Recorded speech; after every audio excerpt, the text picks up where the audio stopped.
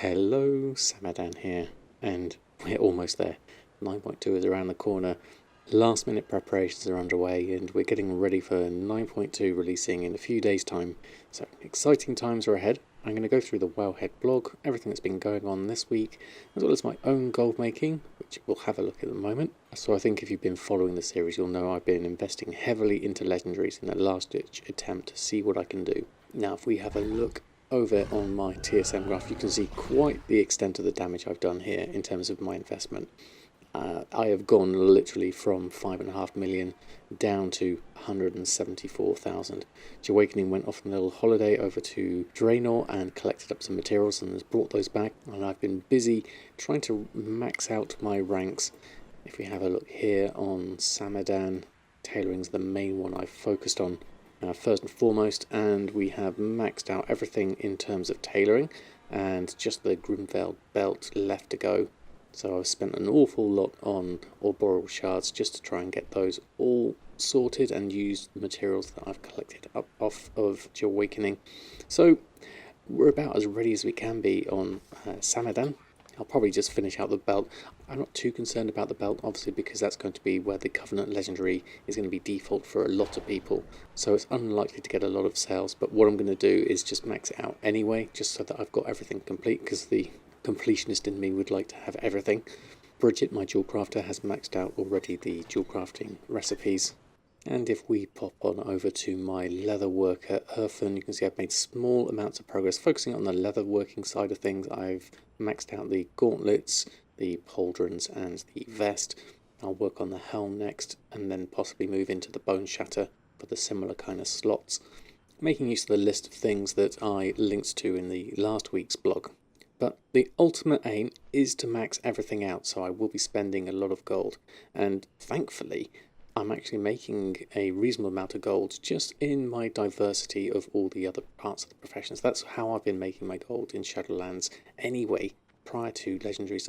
So I've made a reasonable amount of gold through the tailoring and just the regular gear, all of the Crafter's Mark gear. So even though I'm right down here at the bottom, I'm confident in the steady sales that I'm going to have just generally, and then I'm going to feed that into legendaries. Whether I make, my gold back or not is kind of irrelevant at this point. I'm going to just see what happens with my own particular market, my server, and I know that the gold making methods that I've been using with the Crafter's Mark gear, I'm going to follow on with those Crafter's Mark gear into Zereth Mortis with 9.2. So I'm going to see how things go. Alchemy's been doing quite well actually at the moment, so that's been fortunate that I had quite a lot of cheap herbs that I brought back with me, and I'm making those into potions and getting some good consistent sales there. So even though we bottomed out here at about 200,000, I'm not going to really go much lower than that. I don't think I can really, to be honest, but we'll see how things turn out. So basically, So the situation now is all hands on deck, get as many recipes as you can and start selling as much as you can across the entire market. So I've got my potions going off, I've got some missives, jewel crafting's doing particularly well at the moment. I am getting the occasional legendary sale, but really few and far between. I'm not expecting a huge amount. For me, this is going to be a long-term investment. I may get some lucky sales at the beginning, and I'm going to see this through all the way of 9.2 and beyond into 9.2.5 until the next expansion, really. So the quicker I can get people up to their rank 7s and get the new Crafter's Marks, the better, because that's going to be my main gold makers, especially the Crafter's Marks. And then we've got new things like the new healing potion to look forward to as well, and all the other little bits and pieces that they've added in 9.2. So breadth across, it's not just legendaries, is my current tactic, and we'll see whether we get any of this gold back or not. Time will tell. So moving on to the Wowhead blog for this week. So we have a number of different things to talk about. Mantissa's cheat sheet, which has been invaluable across the course of the expansion. Girl Goblin's got some great advice with battle pets, and we also discuss about auction house bots and what can be done about them in their current sort of incarnation. So first, if you've been following the blog and any kind of gold making, I'm sure you'll be aware of Mantissa. He streams very regularly over on Twitch and has a wonderful YouTube channel going through all the latest gold making discoveries and things that he's currently working on. He's always been very well invested in legendaries. That's his main gold making method and has done very well with it. And the cheat sheet has evolved over the course of the expansion. If I click on the link here, you can see basically there's a number of tabs of lots of different categories, and the thing that's been really invaluable for myself in terms of my own sort of legendary crafting is putting in the materials for this. This has changed over to now the global material sheet, which is this one, and all the prices are referenced here, so you put in your prices there and then go on from there, and you can calculate out the prices of each of your different slots and how much it's going to cost you and what the total cost is. Also really nice is which is going to be the cheapest method, switching between ranks here or whether using vestiges. This is going to be especially important once we go over to the vestige of the internal with the +3, as well as the origins, and that's going to depend on the actual costs of the silken protofiber and the progenitor essentia. So we'll see how the prices of those evolve over the course of the market, but it's been an invaluable sheet from it, and it's not just about legendaries. This is expanding also into the crafters marks comparisons. We have all the different prices of them there, so you can work out whether certain profession pairings might work out better for you. It's quite nice to see these are all actually quite similar in price at the moment, so we'll see how that pans out over the course of 9.2. And there's some more details into things like the vendor shuffles and prospecting rates, which is always very useful. And the prospecting masterclass I've used myself, which is really good for just sorting out the price of your ore and getting out the price of your essences in terms of your dual crafting legendary prices there. So it's a really, really thorough and in-depth spreadsheet. As a gold maker, we do love a good spreadsheet, and this is by far one of the best ones I've seen.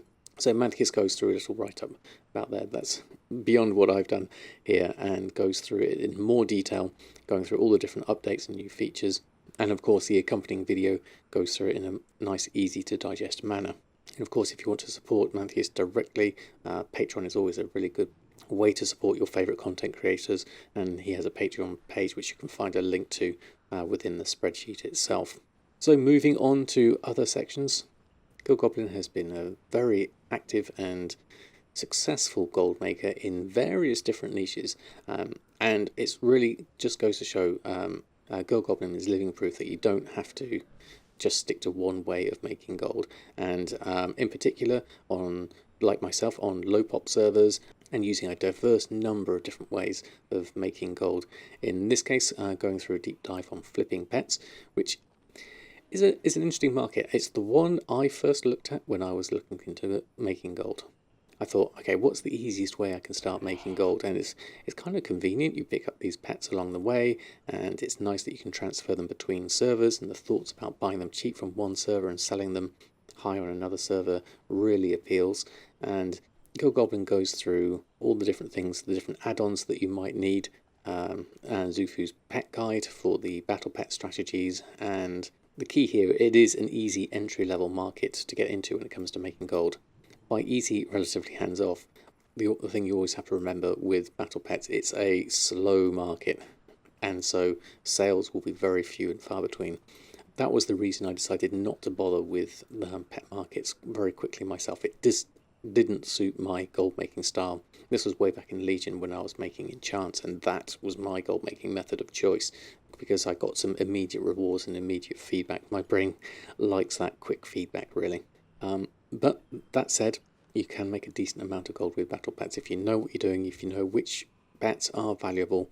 If you do pet battles yourself, obviously you'll know a lot more about you'll know which pets are good for certain battles and which ones are valuable to collectors, which ones are hard to get and which ones are common. So once you start building up that knowledge yourself, making use of all these tools will give you a decent stab at the market.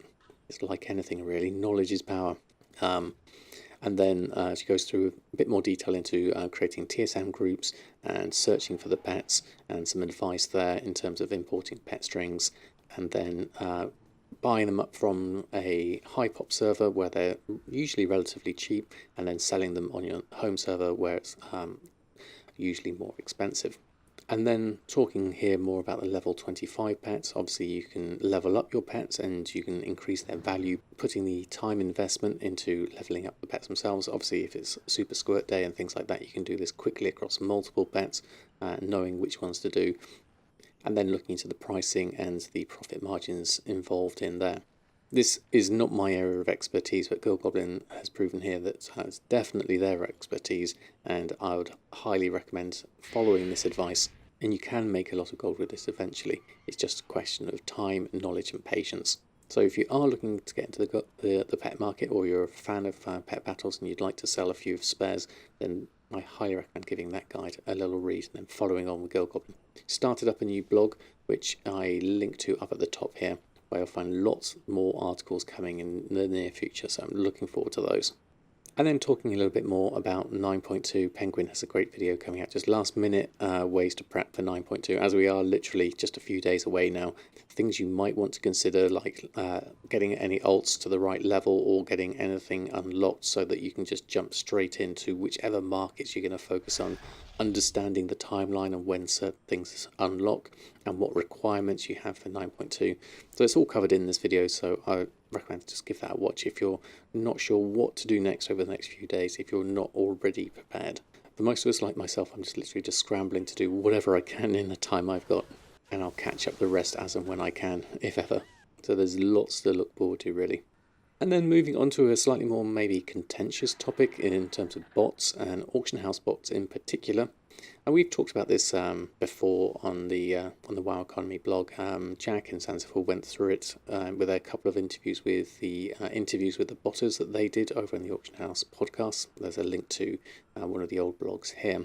And so the question here is, what kind of behaviour can you see on not just the auction house, but where players are located, what kind of actions they're doing? Does it look like bot-like activity? Is there rapid cancel scans in this case? I mean, we get a lot of people who do cancel scan anyway, so the distinction between a bot and a human can be difficult to tell sometimes. I'm never one to tell someone how to play their game, and I would always err on the side of caution before I start shouting out, "Oh, there's a bot, there's a bot." I always like to make sure I know and try to understand that other people will play the game differently, and that might look unusual to me, but that's perfectly valid if they want to play the game that way.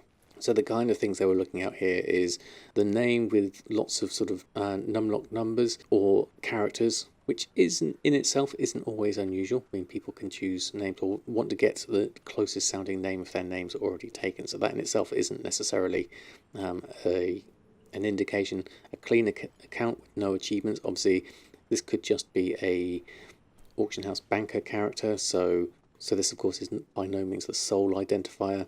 And then logging in exactly the same intervals. Now, again, this could be down to work schedule, but if the regularity is almost like a timer, like a certain number of seconds, and then something else happens, then a certain number of seconds, then something else happens, then that perhaps might be more suspicious.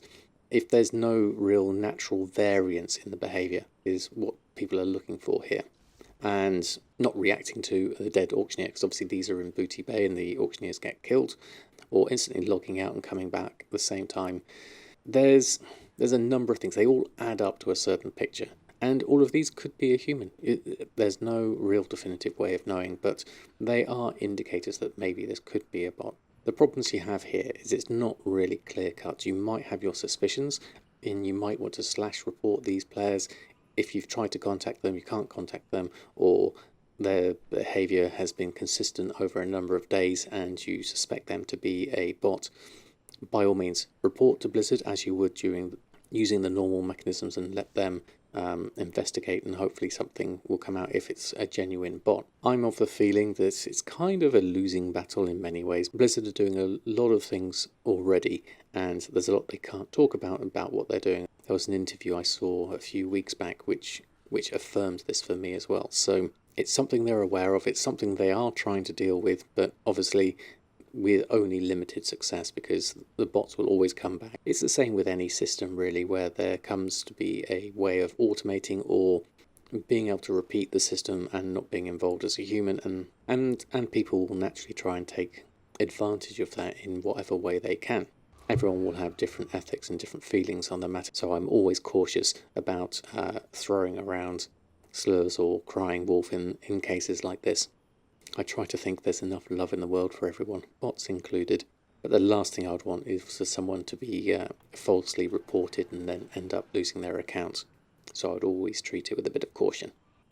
So that pretty much wraps up the blog for this week. Lots of exciting things coming up, really. Really looking forward to seeing how quickly I can get my alt up to the required honoured reputation with the Enlightened and start crafting everything that I want, and see what the returning players do in terms of how the markets shift and change in terms of the material prices, and try to adapt as quickly as possible. Then of course we've got 9.25. We don't know anything about that other than the cross faction, which hopefully will bring back even more players, and then who knows, at some point we'll get the next expansion release and people will start looking into that. Still plenty of things to do, especially when it comes to gold making. So I hope you enjoyed the WoW Economy wrap up this week and my video. Until next time, happy gold making, and I'll see you very soon.